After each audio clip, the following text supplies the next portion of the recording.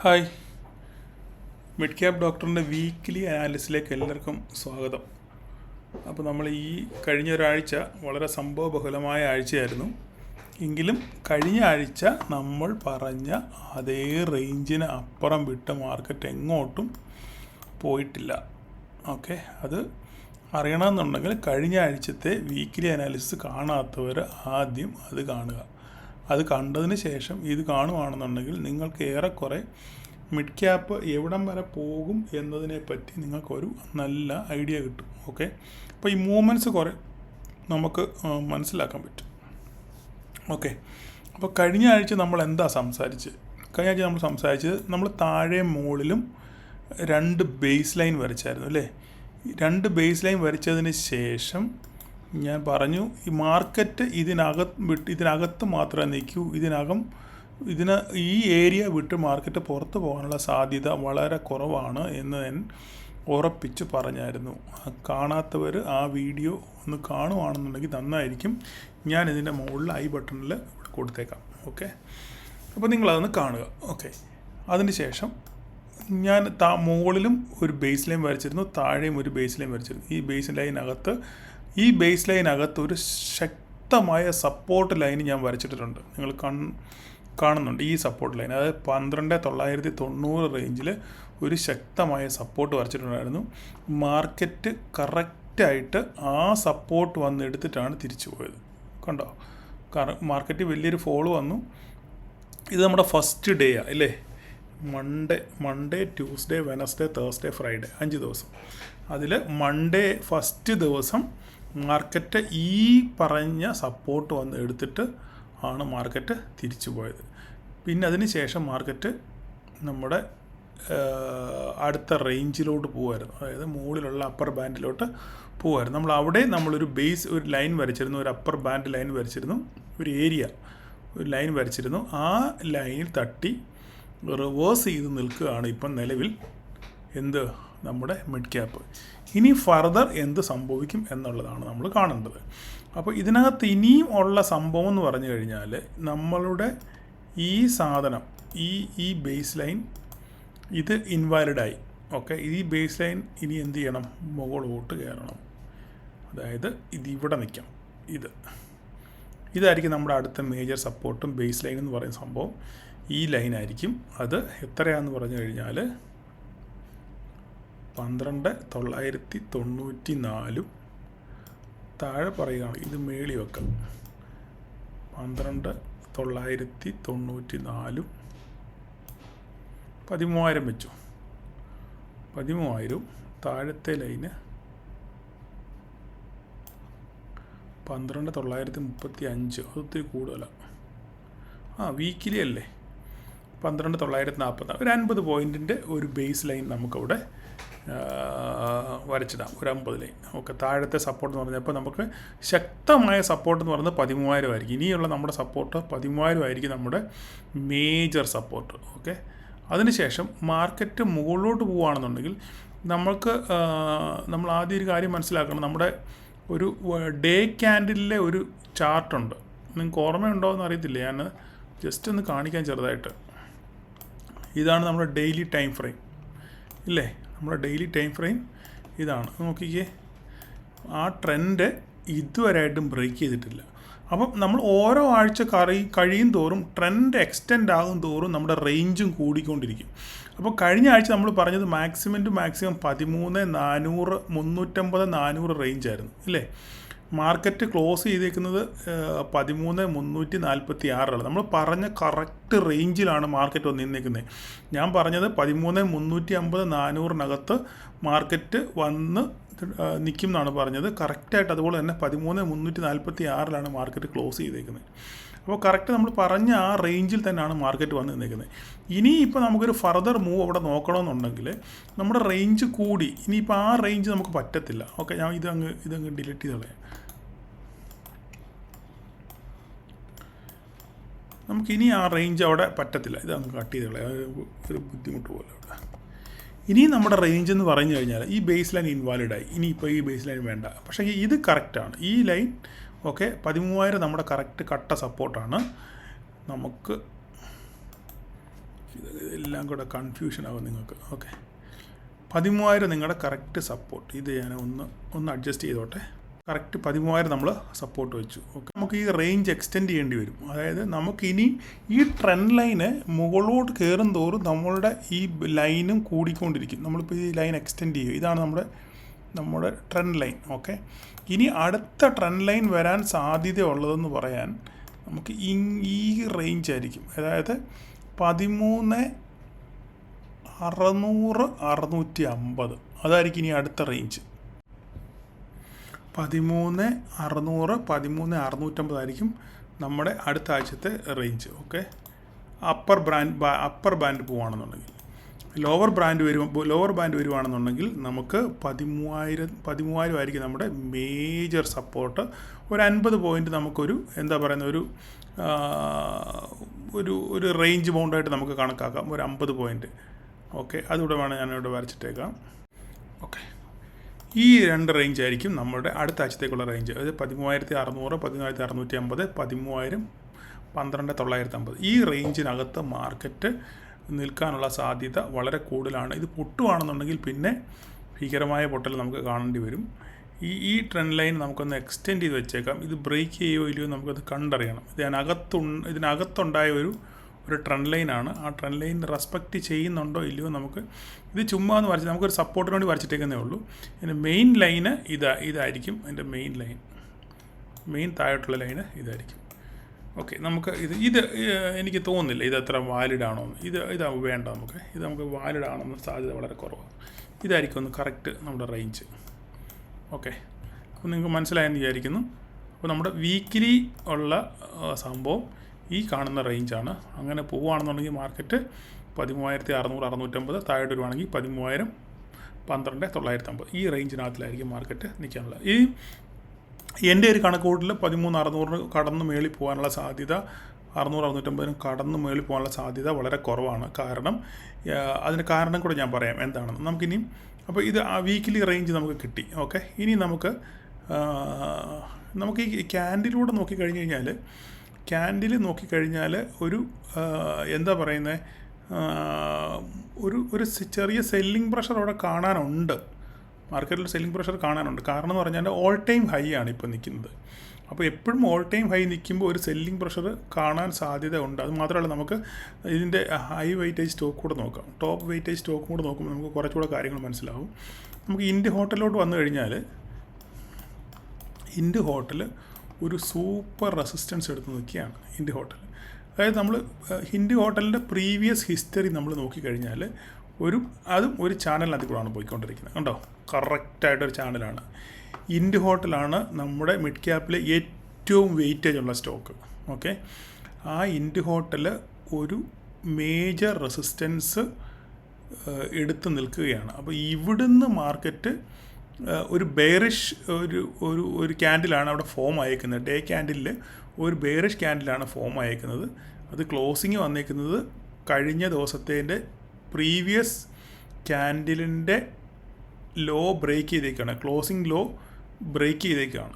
Okay, അപ്പം നമ്മളത് ഒന്ന് സൂക്ഷിക്കേണ്ട കാര്യമാണ്.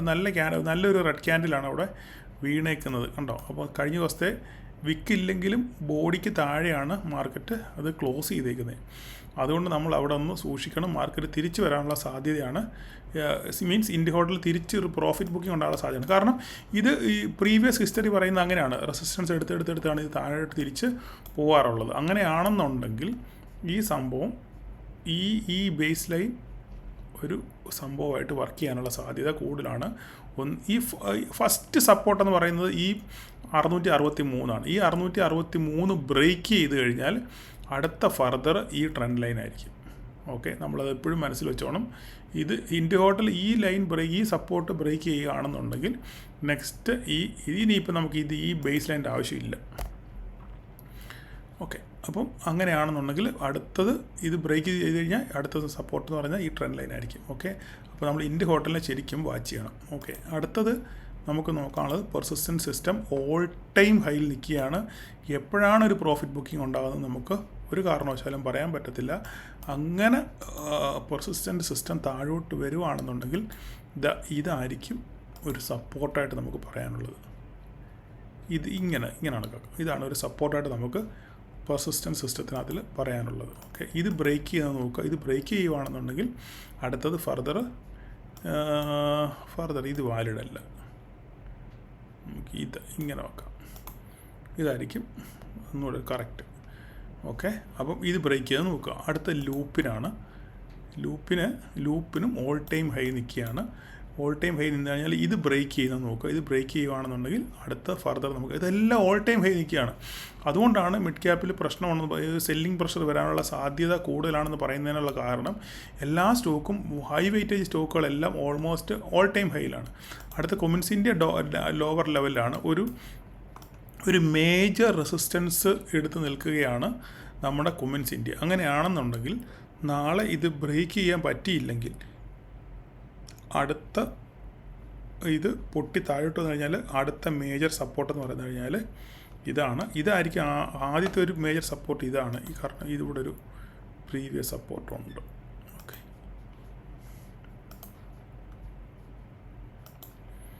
ഇതായിരിക്കും ഒരു പ്രീവിയസ് സപ്പോർട്ട് എന്ന് പറഞ്ഞു കഴിഞ്ഞാൽ ഇതും ബ്രേക്ക് ചെയ്തായിട്ട് പോകുകയാണെന്നുണ്ടെങ്കിൽ ഇത് ഇവിടെ വരെ വരാനുള്ള സാധ്യതയുണ്ട്. അതും ബ്രേക്ക് ചെയ്യുകയാണെങ്കിൽ പിന്നെ താഴോട്ട് പോകും. അവിടെ വരെ വരുമെന്ന് തോന്നുന്നില്ല.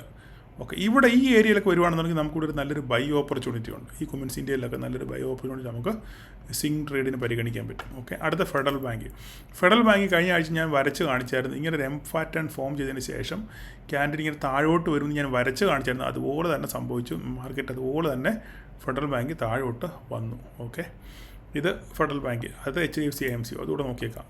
HDFC AMC ഒരു ട്രെൻഡ് ലൈനിനകത്ത് കൂടെയാണ് പോകുന്നത്. ഒരു സപ്പോർട്ട് എടുത്ത് നിൽക്കുകയാണ്. അപ്പോൾ ഇവിടുന്ന് ഈ സപ്പോർട്ട് ബ്രേക്ക് ചെയ്തായിട്ട് വരുവാണെന്നുണ്ടെങ്കിൽ ഈ ട്രെൻഡ് ലൈൻ സപ്പോർട്ട് എടുക്കും. ഓക്കെ, ഇതാണ് HDFC AMCക്കകത്ത് പറയാനുള്ളത്. അപ്പോൾ ഇതെല്ലാം നമ്മൾ വാച്ച് ചെയ്യണം. അതുപോലെ തന്നെ Coforge all time high break ചെയ്ത് നിൽക്കുകയാണ്. ഓൾ ടൈം ഹൈ ബ്രേക്ക് ചെയ്ത് ഒരു മേജർ റെസിസ്റ്റൻസ് പ്രീവിയസ് ഒരു റെസിസ്റ്റൻസ് ബ്രേക്ക് ചെയ്ത് നിൽക്കുകയാണ്. ഇനി ഇത് ഫർദറായിട്ട് അങ്ങോട്ട് സസ്റ്റെയിൻ ചെയ്യുമോ ഇല്ലയോ എന്ന് നമുക്ക് കണ്ടറിയണം. ഇത് ബ്രേക്ക് ചെയ്തായിട്ട് വരുവാണെന്നുണ്ടെങ്കിൽ അടുത്ത സപ്പോർട്ടെന്ന് പറയുന്നത് കോഫോർജിൻ്റെ സപ്പോർട്ടെന്ന് പറയുന്നത് ഇതാണ്. ഓക്കെ, ഇവിടെ വരാനുള്ള സാധ്യതയുണ്ട്. ബ്രേക്ക് ചെയ്തത് ഇവിടുന്ന് വന്നിട്ട് നേരെ തിരിച്ചു പോകാനുള്ള സാധ്യതയാണ് കൂടുതൽ. അപ്പോൾ ഇതൊക്കെയാണ് നമുക്ക് വീക്കിലി അനാലിസിനകത്തിൽ നമ്മൾ വീക്കിലി കണക്ക് കൂട്ടുമ്പോൾ നമുക്ക് പറയാനായിട്ടുള്ളത്. ഇത്രയും കാര്യങ്ങളാണ്. ഇനിയും നമുക്ക് ചിന്തിക്കാനുള്ളത് എന്താണ്? ഇൻട്രാഡേ തിങ്കളാഴ്ച എന്ത് സംഭവിക്കും എന്നുള്ളതാണ് നമുക്ക് നോക്കേണ്ടത്. അതിന് നമുക്ക് ഇൻട്രാഡേയിൽ പോകും. അപ്പോൾ മനസ്സിലായല്ലോ. ഇനിയിപ്പോൾ ഞാൻ സെല്ലേഴ്സിന് നിങ്ങൾക്ക് ഒരു വീക്കിലി സെല്ല് ചെയ്യണമെന്നുണ്ടെങ്കിൽ നിങ്ങൾക്ക് 13,600 നിങ്ങൾക്ക് സെല്ല് ചെയ്യാം. ഓക്കെ, 13,600 നിങ്ങൾക്ക് സെല്ല് ചെയ്യാം. ഇല്ല റിസ്ക് എടുക്കുന്നവരാണെന്നുണ്ടെങ്കിൽ 13,300 നിങ്ങൾക്ക് സ്ട്രാഡിൽ ചെയ്യാം. ഓക്കെ, 13,300 നിങ്ങൾക്ക് വീക്കിലി സ്ട്രാഡിൽ ചെയ്യാം. അല്ലെങ്കിൽ നിങ്ങൾക്ക് പിന്നെ സ്ട്രാങ്കിളാണ് ചെയ്യുന്നതെങ്കിൽ 13,600 13,700 സേഫുകാർക്ക് 13,700 അല്ലെ 13,600 13,600 13,000 നിങ്ങൾക്കൊരു സ്ട്രാങ്കിലൂടെ നോക്കാവുന്നതാണ്. ഓക്കെ, അപ്പം സെല്ലേഴ്സിന് അങ്ങനൊരു ഓപ്പർച്യൂണിറ്റി ഉണ്ട്. ഓക്കെ, അതുകൂടെ ഞാൻ അതിൻ്റെ കൂടുതലങ്ങ് പറയുന്നേ ഉള്ളൂ. അപ്പോൾ നമുക്കിനി ഇൻട്രാഡേ എന്ത് സംഭവിക്കുന്നു, മൺഡേ നമുക്ക് എന്താണ് സംഭവിക്കുന്നതെന്ന് നമുക്കൊന്ന് നോക്കാം. ഓക്കെ, മൺഡേ മാർക്കറ്റ് ഒരു ഇൻട്രാഡേ നോക്കിക്കഴിഞ്ഞാൽ നമുക്കിവിടെ ഒരു ചെറിയൊരു ട്രെൻഡ് ലൈൻ ഡെവലപ്പായിട്ടുണ്ട്.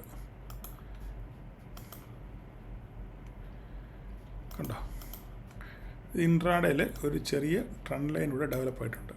അപ്പം ഇനിയിപ്പോൾ നാളെ നമ്മൾ ചിന്തിക്കേണ്ടത് ഇത് ബ്രേക്ക് ചെയ്യുമോ ഇല്ലയെന്നുള്ളതാണ് ചെയ്തത്. ഈ ട്രെൻഡ് ലൈൻ ബ്രേക്ക് ചെയ്ത് മേലോട്ട് പോകുകയാണെന്നുണ്ടെങ്കിൽ നമ്മുടെ ഫസ്റ്റ് റെസിസ്റ്റൻസ് എന്ന് പറയുന്നത് ഈ ലൈനാണ്.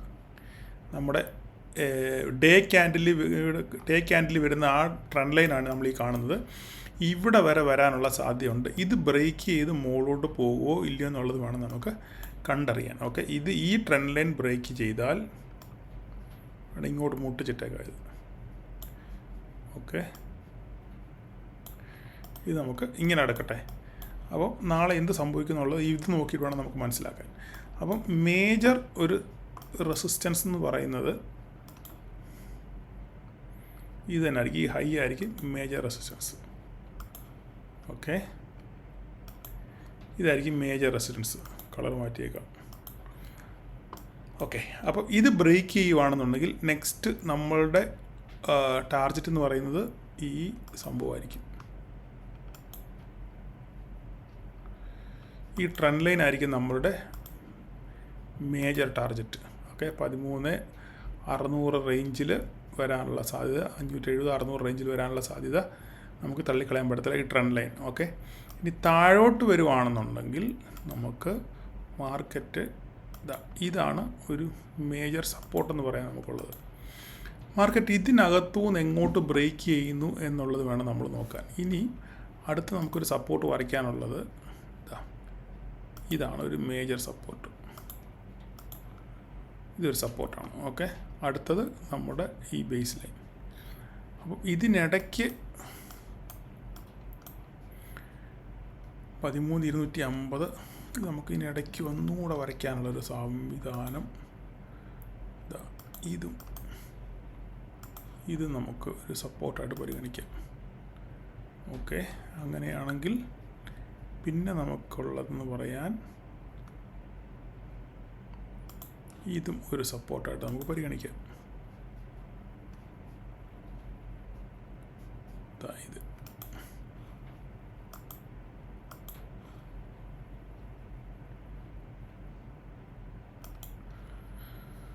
ഓക്കെ, ഇത്രയാണ് നമുക്ക് ഒരു മേജർ സപ്പോർട്ടായിട്ട്. കാരണം ഇതെല്ലാം പ്രീവിയസ്ലി സപ്പോർട്ട് എടുത്തതാണ്. അപ്പോൾ ഇതൊക്കെ അവിടെയൊക്കെ മാർക്കറ്റ് നിന്ന് പോകാനുള്ള സാധ്യത കൂടുതലാണ്. 13,381 298. ഓക്കെ, ഇതിനകത്ത് മാർക്കറ്റ് ഓപ്പൺ ചെയ്യുകയാണെന്നുണ്ടെങ്കിൽ ഇത് ബ്രേക്ക് ചെയ്യാനോ നമ്മൾ വെയിറ്റ് ചെയ്യണം. പ്രൈസ് ആക്ഷൻ നമ്മൾ നോക്കിയിട്ട് മാത്രമേ നമുക്ക് അവിടെ ഒരു ട്രേഡ് ഓപ്പർച്യൂണിറ്റി ഉള്ളൂ. അപ്പോൾ താഴോട്ട് വരുവാണെന്നുണ്ടെങ്കിൽ നമുക്ക് ചെറിയ ടാർഗറ്റുകളാണ്. ഓക്കെ, ചെറിയ ടാർഗറ്റുകൾ. ഇവിടുന്ന് ഇങ്ങോട്ട് അടുത്തത്, ഇവിടുന്ന് ഇങ്ങോട്ട്,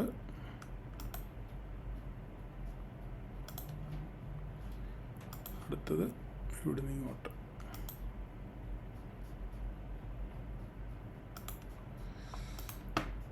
അടുത്ത ടാർഗറ്റ്, അടുത്ത ലൈന് നമുക്ക് ഇതാണ്.